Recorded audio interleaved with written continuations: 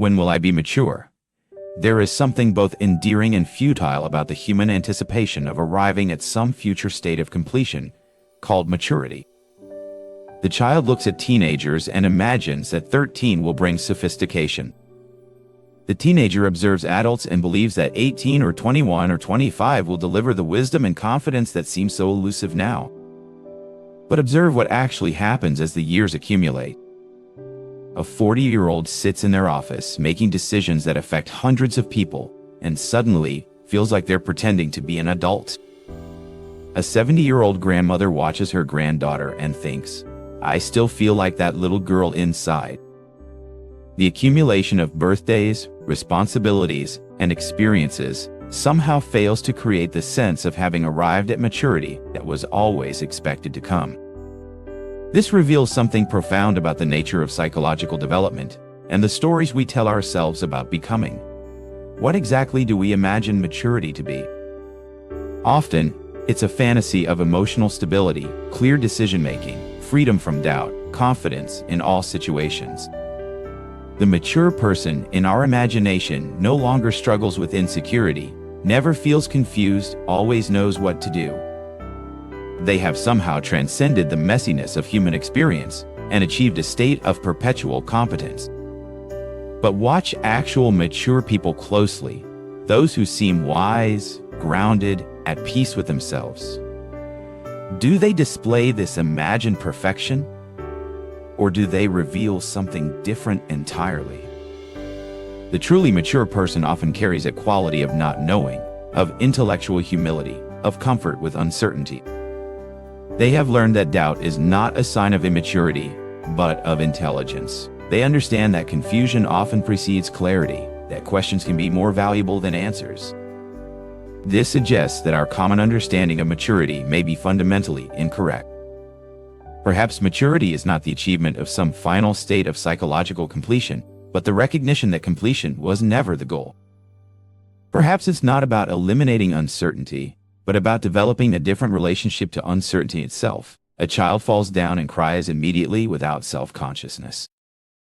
A teenager falls down and feels embarrassed, worried about what others think.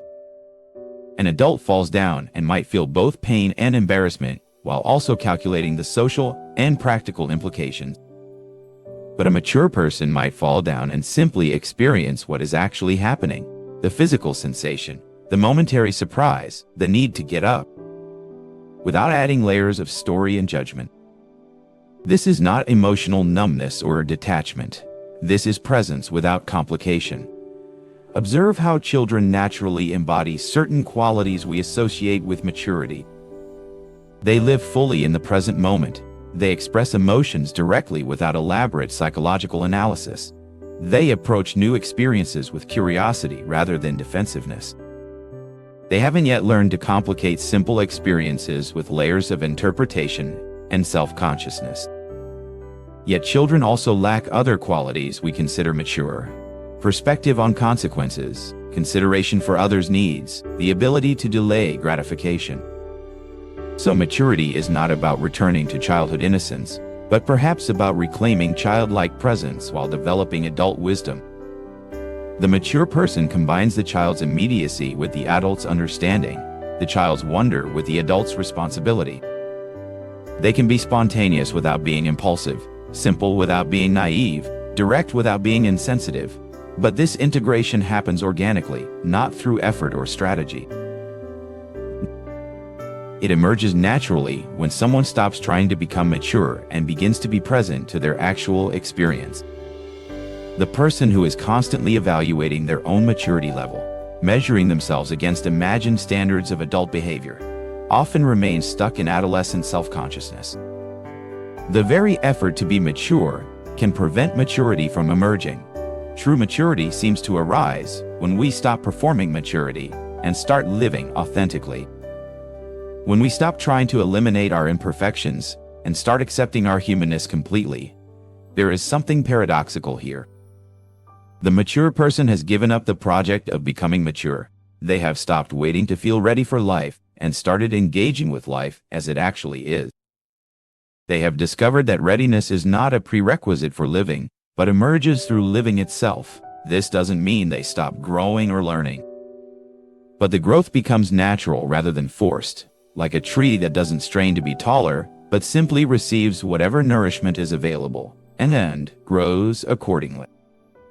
The mature response to any situation is not predetermined by rules about how mature people should behave, but emerges freshly from actually seeing what the situation requires.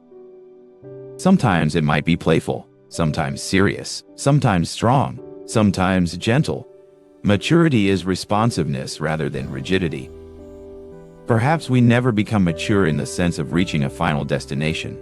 Perhaps maturity is more like weather, sometimes present, sometimes absent, always changing, never permanent. Perhaps it's available in any moment when we stop trying to be someone other than who we are right now.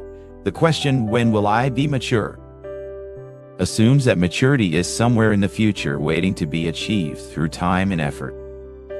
But what if maturity is available now, not as a reward for psychological development, but as a natural expression of presence? What if every moment offers the opportunity to respond maturely, not by following rules about mature behavior, but by being fully present to what is actually happening, without the complications of self-consciousness and performance?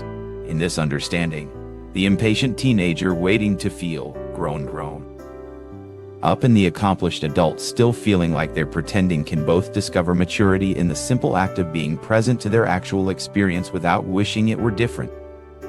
Can you be mature right now, not by acting mature, but by being present to this moment without needing to be more ready, more confident, or more complete than you actually are? What is this that needs no development to be whole? This presence that is already mature regardless of age or experience. This awareness that responds appropriately to each moment without reference to concepts about maturity?